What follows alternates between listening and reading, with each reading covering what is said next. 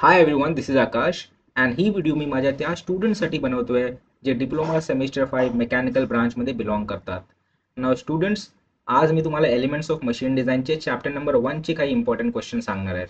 मला माहिती आहे की तुम्हाला उत्सुकता असेल की हे इम्पॉर्टंट क्वेश्चन कुठले आहेत आणि तुम्हाला जर व्हिडिओ पूर्ण बघण्यामध्ये इंटरेस्ट नसेल तर मी तुमचा टाइम वाचवण्यासाठी डिस्क्रिप्शनमध्ये एक गुगल ड्राईव्हची लिंक दिली आहे. तिथे ही PPT अवेलेबल आहे. ठीक आहे, पण जर तुम्हाला हे समजून घ्यायचं की हे इम्पॉर्टंट क्वेश्चन्स मी का देतोय आणि ह्याचा तुम्हाला फायदा का होईल आज डिप्लोमामध्ये आणि पुढच्या तुम्ही जेव्हा डिग्री करतील तेव्हा पण, तर तुम्ही ही व्हिडिओ एंडपर्यंत नक्की बघा. जास्तीत जास्त 2.5 ते 1.5 मिनिटाची असेल, तुमचा जास्त वेळ वाया जाणार नाही. तर मी चालू करतो पहिला क्वेश्चन. चॅप्टर नंबर 1 मध्ये पहिला क्वेश्चन थिअरी पॉईंट ऑफ व्ह्यूने बघितला जाईल तर list the steps involved in general design procedure.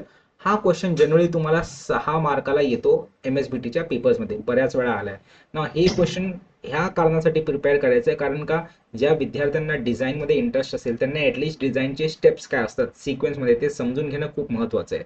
तर एक्झाममध्ये तर येतोच, पण त्या प्रकारे तुम्हाला इंजिनिअरिंग करिअरमध्ये पण खूप कामाला आहे. दुसरा क्वेश्चन आहे draw stress strain diagram for ductile material show different regions.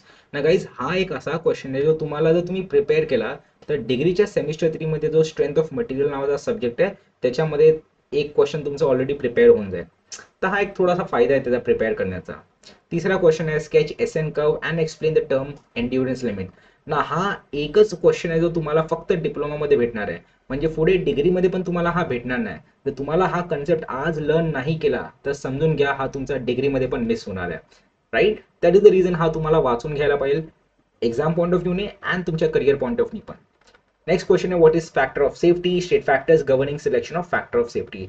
ना हा क्वेश्चन इतका इम्पॉर्टंट आहे की ह्याच्यावरती बरेच क्वेश्चन येतात तुमच्या डिप्लोमामध्ये पण आणि डिग्रीमध्ये पण. डिग्रीमध्ये न्यूमरिकल्समध्ये खूप जास्त वेळा हा विचारला जातो, तर प्लीज हा प्रिपेअर करून घ्या.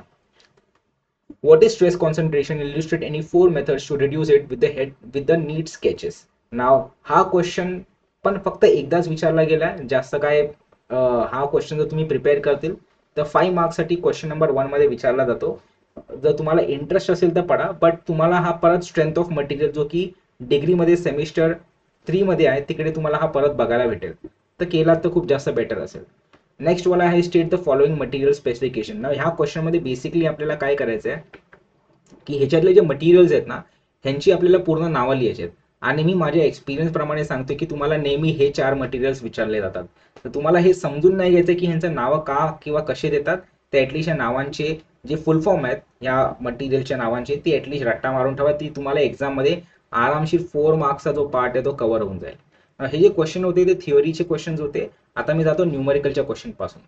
न्यूमरिकलमध्ये चॅप्टर नंबर 1 मधून खूप कमी न्यूमरिकल्स विचारले जातात.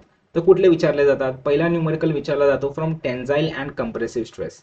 सिंपल आहे, टेन्झाईल मध्ये तुम्हाला टेन्झाईल स्ट्रेसचा किंवा कंप्रेसिव्ह स्ट्रेसचा फॉर्म्युला काय? Stress is nothing but external load, that is not external load, internal resisting force और लोड पर युनिट एरिया. आणि हे जे न्यूटन पर MM² ही युनिट असते, ह्याच्या बेसिसवरती तुम्हाला न्यूमरिकल्स विचारले जातात. Same goes for the compressive stress. ह्याच्या नंतरचा क्वेश्चन आहे based on factor of safety.